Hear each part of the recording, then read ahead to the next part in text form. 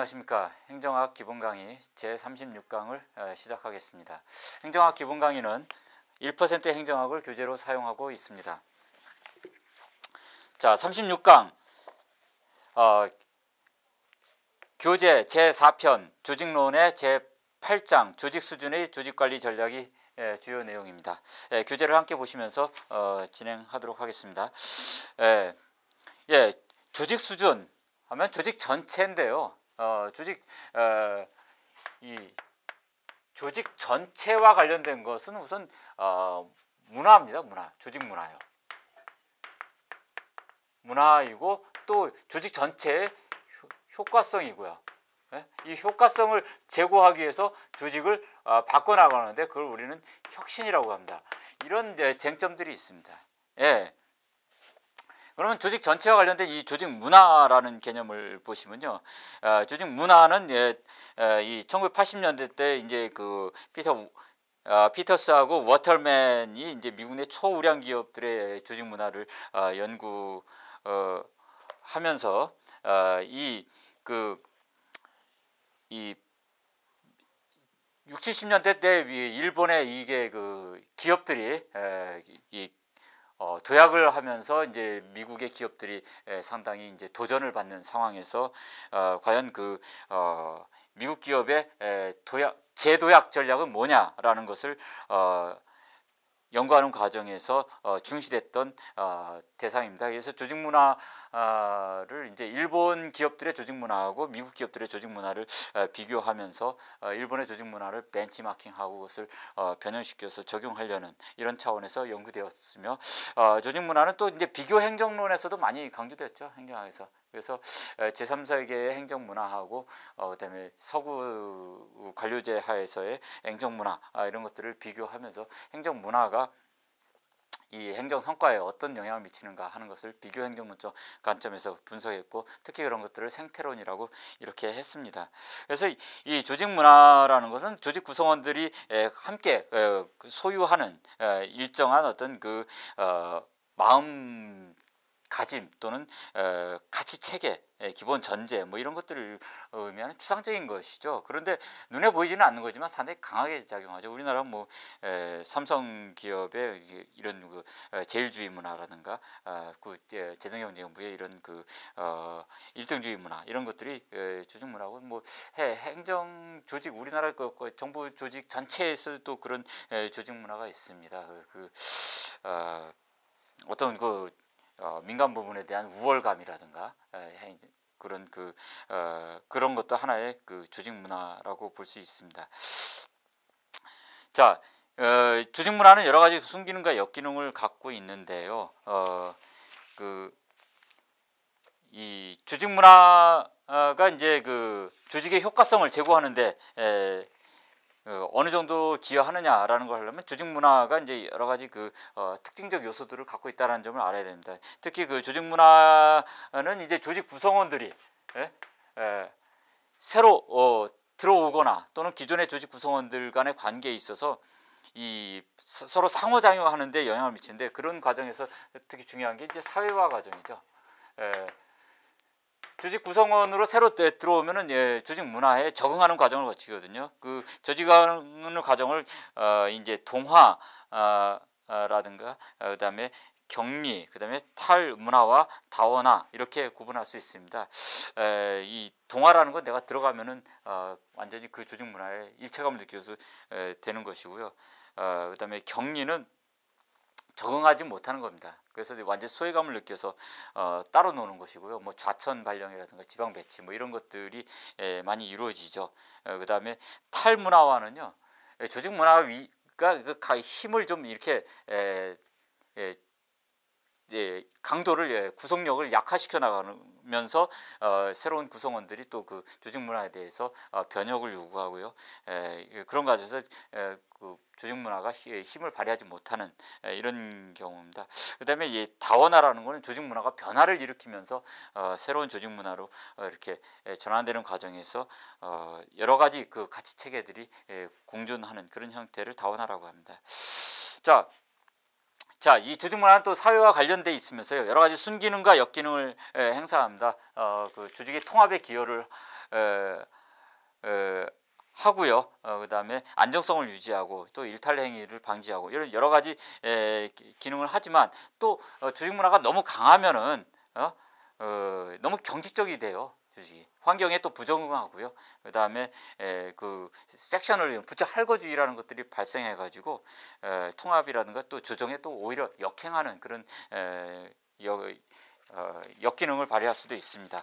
자, 한국의 조직 문화 유명하죠. 뭐 권위주의, 형식주의, 집단주의, 그다음에 정적 인간주의, 뭐 이런 한국의 조직 문화는 서구의 그런 개인주의 문화, 그다음에 공식주의 문화, 그다음에 몰인간주의 문화 이런 거하고는 상당히 좀 구분되는 그런 특징이 있습니다. 자, 한국의 조직 문화도 여러 가지 차원에서 개선이 돼야 되는데 이런 조직 문화를 개선하려는 하나의 움직임이 조직 혁신이고요. 그다음에 또 조직 발전과도 관련된 것입니다. 특히 조직 문화 관련해 가지고 새로운 관리 전략으로 등장하고 있는 것이 이제 제트 이론이고요. 이 오우치라든가 론트스테트 이런 학자들이 주장한 것입니다. 그러니까 미국 중심의 개인주의 조직 문화하고요. 그다음에 동양 특히 일본 중심의 집단주의 조직 문화, 종신주의죠. 이런 것들을 융합해 가지고 하려는 것이 이 제트 이론의 이 조직 문화에 대한 관리 전략입니다.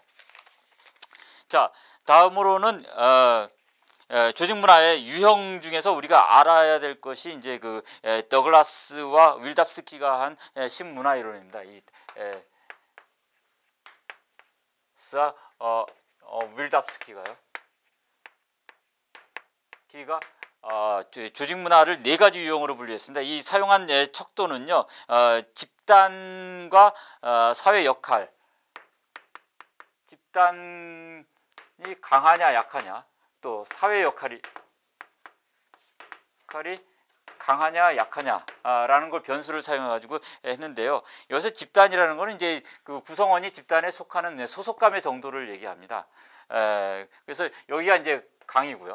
그 다음에 사회 역할이라는 것은 구성원들이 사회적 관계죠. 역할 관계들입니다. 역할 관계에서 그 역할을 얼마나 표출하느냐 하는 공식화하느냐 하는 정도의 정도인데요. 그것을 여기를 강이라 놓고요. 이쪽을 약이라고 놨습니다. 그래가지고 네 개의 그 조직 문화를 유형화시켰는데요. 이 개인주의하고 평등주의, 전체주의, 계층주의, 개인주의, 평등주의, 그 다음에 전체주의, 계층주의, 이렇게 이 강도에 따라서 네 개의 유형으로 나눴습니다. 이 개인주의라는 건 결국 이제 집단이라든가 사회적 역할이 모두 다 약한 겁니다. 그래서 개인 중심의 조직 문화가 형성이 되는 거고요. 굉장히 집단의 그 위기 의식이 상당히 약한 거죠. 나 개인 중심으로 도는 겁니다. 개인의 목표가 우선시 되고요. 이에 대해서 계층주의는요, 사회적 역할이 강하면서 집단이 강해요. 그래서 이건 굉장히 위계 질서가 강한 겁니다. 그런데 전체주의는 그 집단의 소속감은 약한데 사회 역할이 강해요.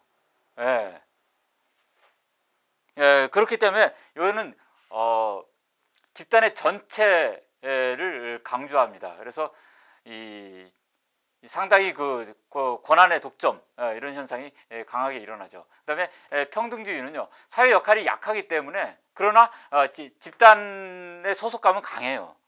그래서 이 사회 역할이 약하다라는 거는 이 평등주의가 나타난 거는 예를 들어서 상관이라든가 이런 그 상하 계층 관계에 있어서의 권한의 차이를 대외적으로 표출하는, 너는 위고 나는 아래야, 이런 것들을 잘 부정적으로 본다라는 거죠. 그렇기 때문에 상당히 평등주의가 강합니다.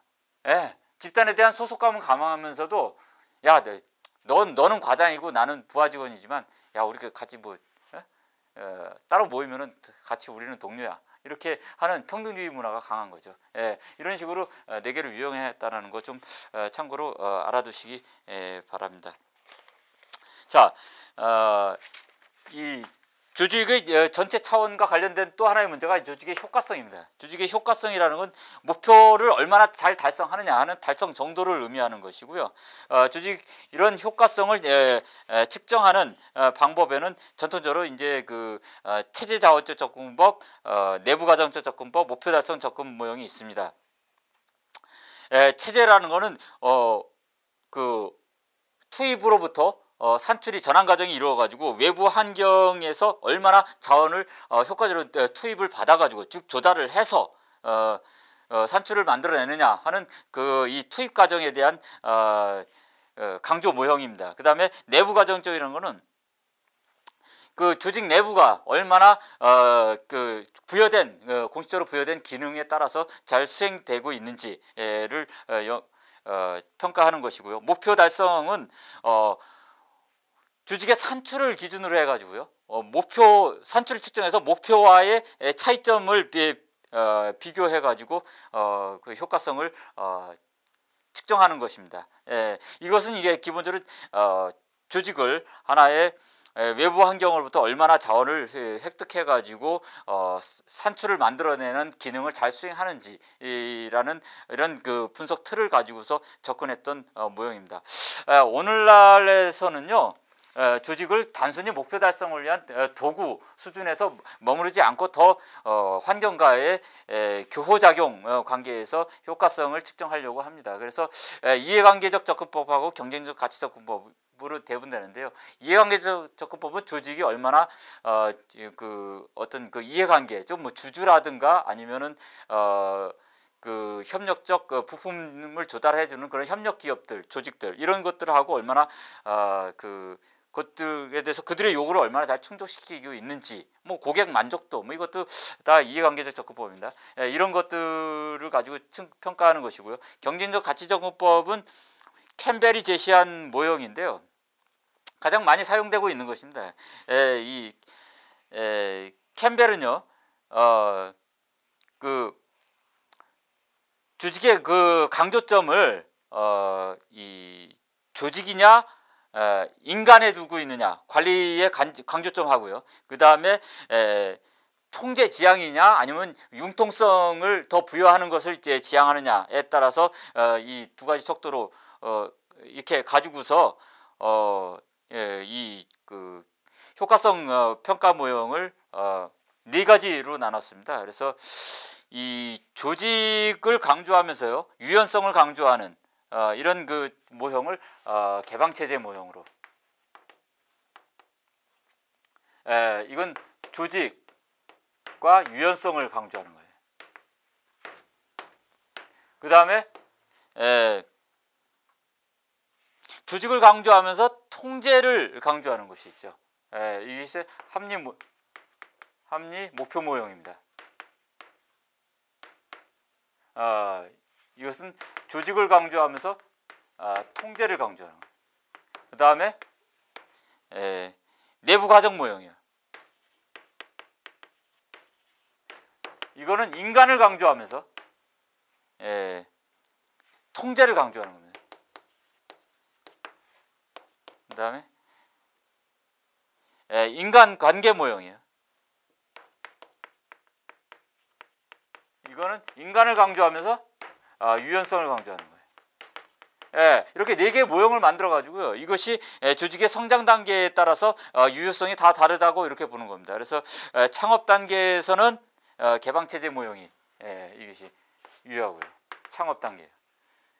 그 다음에 이 성장 단계 보면 창업 단계, 그 다음에 집단 공동체 단계, 공식화 단계, 그 다음에 구조의 정규화 단계 이렇게 나누는데요. 창업 단계하고 마지막 단계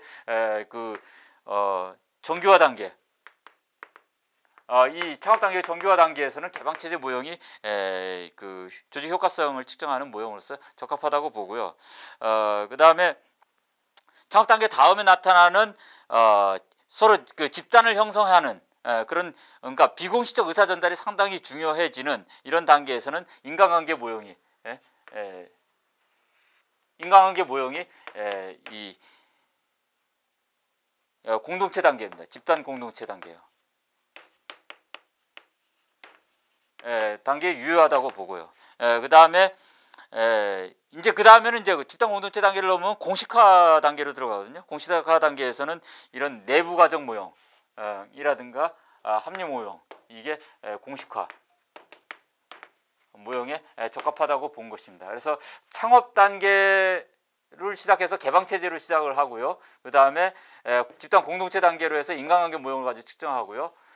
공식화 단계로 들어가면 합리 목표이나 내부 과정 모형을 가지고 측정하고, 다시 정교화 단계, 마지막 정교화 단계로 들어가면 개방 체제 모형으로 측정하는 이런 이 조직의 성장 단계하고 조직 효과성 모형하고의 이 상호 그 적합성이 이루어져야 된다라고 분석한 게 캠벨의 이 경쟁가치 모형입니다. 그 다음으로는 이제 조직의 동태적 발전인데, 조직의 동태적 발전이라는 건 구조적 경직성을 타파하고 이것에 유연성을 부여함으로써 환경 변화에 능동적으로 대처하려고 하는 그런 변화 전략, 이런 것을 동태화라고 합니다. 동태화의 그 기본 전략으로는 뭐 법률주의를 완화하고 목표 MBO를 실시하고 권한 위임, 분권화, 인간 동기형 관리, 기동성 있는 조직의 편성, 에드호크러시 도입, 다양한 방법이 있습니다. 특히 우리나라에서 많이 추진됐던 것이 이제 소국 속가제도예요. 소국 속가제도에서 이게 대국 대가제도 제도의 추진입니다. 이것이 조직 동태화의 기본적인 방향이었거든요. 그런데 사실 참 이 부분이 어렵습니다. 우리나라 이 할거주의가 심하고요, 계층주의가 강한 상황에서 이 대국 대가주의 제도가 상당히 정책되기가 어렵습니다. 우리나라 교재에도 나왔듯이 이제 행정조직의 동태화를 끊임없이 추진했는데요. 특히 2004년도에 정부조직법을 개정해가지고 2005년도부터는 전반적으로 우리나라에 팀제를 도입했습니다. 그래서 본부장 팀제급으로 이렇게 변화시키는 대국 대가 체제로의 전환을 실시했습니다. 그래서 사실상 그 기존에 실장, 국장, 심의관, 과장, 이렇게 사무관, 이렇게 해서 쭉 이렇게 계층 체제를 이렇게 형성했는데요. 그거를 본부장, 팀장, 팀원, 이렇게 굉장히 플랫한 것으로 이렇게 형성했다고 하는데, 상당히 좀 이제 문제가 있습니다. 이게 아직도 우리나라에서는 특히 지방자치단체는 아직도 이 실장, 국장 체제로 있고요. 이 본부장도 사실상 급을 나누고 있습니다. 본부장이라서 다 같은 게 아니에요.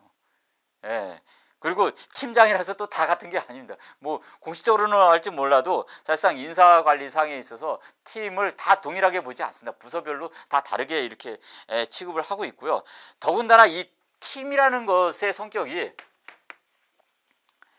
우리나라 정부조직법에서는 이것을 보조기관으로 다루고 있어요. 공식적 이 계층제 하에서의 개선기관으로 본 겁니다. 그러니까 팀 수를 제한을 하고 있습니다. 직제에서요. 부처별로 다 팀 수를 제한하고 있기 때문에 과거에 이 명칭만 과에서 팀으로 바뀐 것이 사실상 플랫 오르가니제이션으로서의 전환, 즉 조직의 동태화를 실질적으로 이뤄내지 못한 것이고요. 또 팀장으로서의 권한의 위임이 어느 정도 되느냐라는 것도 사실상 의문입니다. 이게 이 결제 시스템이 그대로 거의 이루어지고 있는 상황이고요. 팀에 대한 성과 평가 체제라든가 인센티브 시스템이 제대로 정착되어 있는지도 사실상 여러 가지로 좀 재점검해야 될 문제라고 볼 수 있겠습니다. 하여튼 조직의 동태화는 필요한 것이고요. 조직의 동태화와 함께 우리가 반드시 알아야 될 개념이 이제 조직의 혁신과 발전입니다. 끊임없이 조직을 대내적 환경 변화에 능동적으로 대응하도록 변화시켜 나가는 인위적 과정을 혁신이라고 하는데요. 혁신을 하기 위해서는 진단을 해야 됩니다.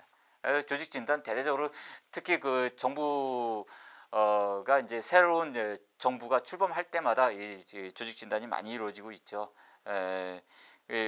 외부 컨설팅 회사에서 정부 조직을 진단해서 많이 실시하고, 특히 요즘 공공기관의 방만 경영이다, 부채 문제다, 이렇게 해가지고 논란이 되면서 공공조직, 특히 공기업의 구조개혁을 하겠다, 이렇게 해서 많이 이제 정부가 개혁을 외치면서 조직 진단을 대대적으로 추진하고 개혁 방안을 도출하는 이런 방식을 하고 있습니다. 그런데 이제 외부 컨설팅 기관들이 조직 진단을 했을 때요, 상당히 이 조직 진단을 하기 위해서는 그 내부 정보들을 정보들이 그 조직 내부에서 나와야 되거든요. 근데 그 제대로 된 정보가 이 진단가 외부에서 특히 이 투입된 조직 진단가에게 그런 정보들이 제대로 제공되지 않으면 그걸 바탕으로 나온 조직 진단의 그 보고서 결과물이라는 것이 타당성을 결여하고요. 어떻게 보면 형식적인 조직 혁신이 이루어질 수밖에 없는 것이라고 하겠습니다. 자, 조직 혁신의 기법들 여러 가지 방법들이 있는데요. 특히 여러분들 그 리스트럭처링하고 리엔지니어링이라는 개념을 잘 이해하시기 바랍니다. 이 리스트럭처링은요, 사업 구조 조정이에요. 그러니까 행정부로 따지면은 행정부가 정말 이 일을 해야 되는지 말아야 되는지, 이거를 또 한다면은 기존에 정부가 직접 했는데 이것을 뭐 민간 부분에서 위탁 방식으로 하는 것이 바람직한 건지, 이런 또 이 서비스를 이렇게 세분화해서 할 건지 더 통합해서 할 건지, 이런 것들에 대한 사업 구조 조정이 이제 리스트럭처링이고요. 리엔지니어링은 프로세스를 혁신하는 겁니다. 이 총체적 품질 관리가 총체적 품질 관리는 이 조직이 서비스하는 상품과 이 서비스에 대해서 그것이 그 소비자에게, 즉 고객에게 적합한 건지, 고객에게 만족을 주는 건지를 평가하고요. 그것을 기준으로 해가지고 거기에 맞는 고객 만족의 그 서비스와 상품을 생산하도록 맞는 구조를 다시 재편성하는 것인데요. 기존 구조에 대한 일부 수정의 차원에서 이루어지는 것이 토탈 퀄리티 매니지먼트, 즉 총체적 품질 관리의 기본적인 전략이에요. 그런데 이것을 비판하고 근본적으로 조직의 업무 프로세스, 생산 과정 전체를 제로 베이스 차원에서 개선해 나가야 된다라고 하는 것이 리엔지니어링입니다. 자, 이런 개념들을 좀 잘 이해하시고 바라고요. 피터 월리라는 개념도 꼭 개념 정리해 두시기 바랍니다. 이게 조직이 구성원들이 무능의 수준까지 승진한다라는 것인데요. 결국은 이것은 연공 서열형 계층제 하에서 사실 현재 직무를 기준으로 해서 승진이 이루어지는데, 그러면 승진이라는 건 더 난이도가 높은 직위를 수행할 수밖에 없는 것인데, 현재 직위에서 난이도가 낮은 직위에서 나타낸 성과를 가지고 승진을 시켜준다는 얘기죠. 어떻게 보면 공공조직에서 나타나는 연공서열식이죠. 기간이 차니까 승진시켜주는 이런 방식으로 순서대로 올라가는 이런 방식에서 나타나는 상위 직급자들 중심으로서 나타나는 무능 형태를 얘기하는 것입니다. 관료제의 경직성을 얘기하는 거죠. 자, 그 다음에 이 조직 문화와 관련 행정 조직의 혁신과 관련해 또 하나의 문제가 이 행정 농도입니다. 이게 관리 조직, 특히 지원 조직이 큰 생산 조직에 비해서 상대적으로 비율이 높은 경우에 이제 행정 농도가 높아지는 것이고요. 우리나라 같은 경우 이 행정 농도가 상당히 높습니다. 물론 이제 이 행정 농도가 높다라는 것을 획일적으로 볼 수는 없어요. 서구 사회에서는 미국이라든가 이런 데서는 참모 조직, 스텝 조직을 우선시하는 그런 행정 문화가 있어가지고 굉장히 연구하고 자문하는 그런 기능들이 확대되어 있는데, 그런 거에 따라서 이제 행정 농도가 높아진 것이고요. 그 경우에 행정 농도는 어떻게 오히려 보면 행정의 전문화에 기여한다고 볼 수 있습니다. 그러나 우리나라에서의 행정 농도는 서구의 행정 농도 문제하고 좀 다릅니다. 단순히 직접 어떻게 보면 참모부서를 회피하고 개선 조직을 선호하는 이런 성향에 따라서 나타나는 행정 농도의 문제고요. 그런 것에서 우리나라는 이 행정 농도를 낮추는 것을 이 조직 혁신의 하나의 대상으로 이렇게 삼고 있다라고 볼 수 있습니다. 자, 조직 혁신과 함께 우리가 봐야 될 것이 행정 조직의 발전입니다. OD라는 개념은요, 행태주의적 기법을 사용을 해가지고 조직 구성원들의 태도라든가 가치관 이런 것들을 변화시켜서 목표와의 일체감을 가져서 조직의 효과성을 제고하겠다라는 그런 관리 전략입니다.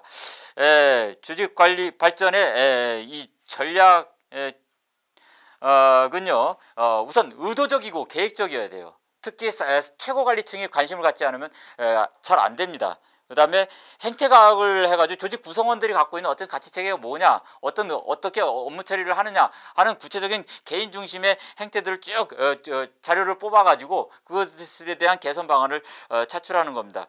그 다음에 이제 협동적 활동들을 상당히 중요시해요. 개인이 혼자서 일하는 게 아니라 타인과 어떻게 의사소통을 하고 업무 명령을 어떻게 내리고 부하에 대한 태도는 어떻고 이런 그 상하 수평적 관계를 집단적으로 종합적으로 분석을 합니다. 그 다음에 이루어지는 행위의 과정들을 분석하는 거예요. 결과를 놓고 얘기하는 것이 아닙니다.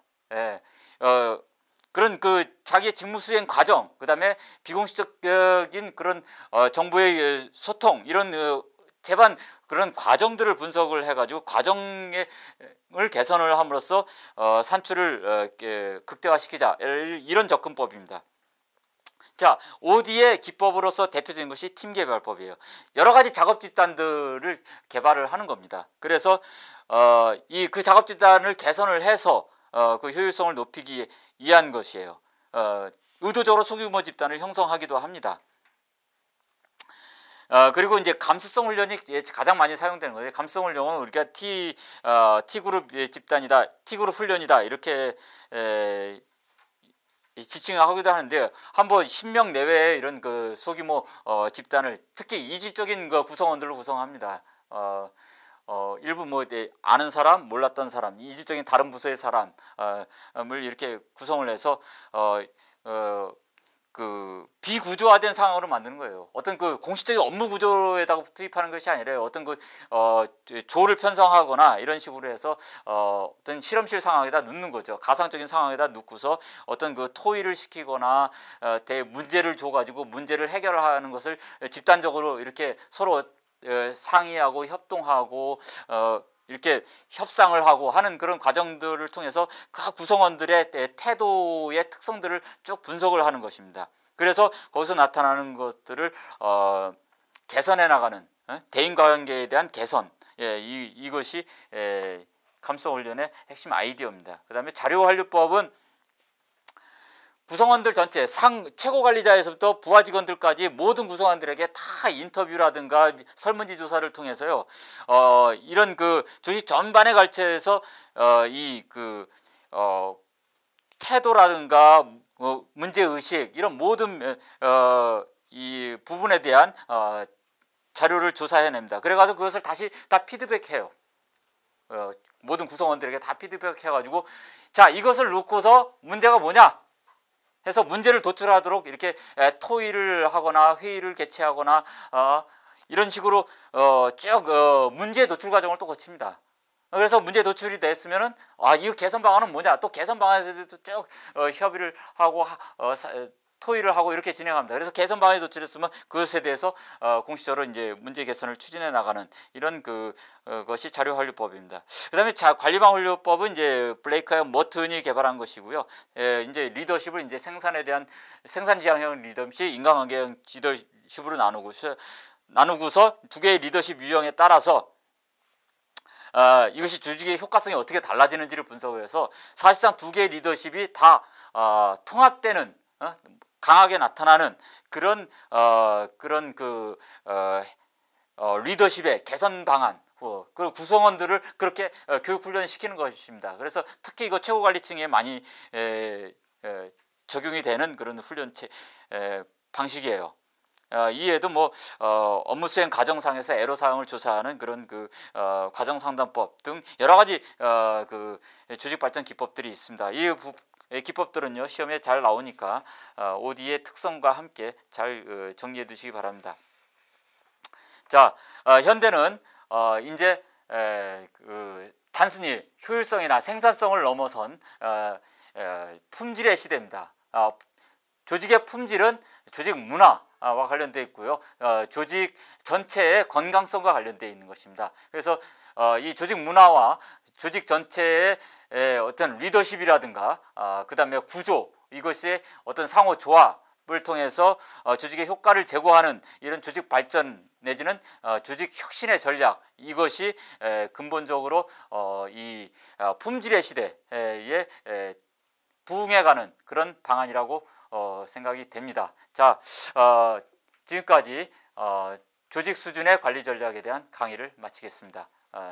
감사합니다.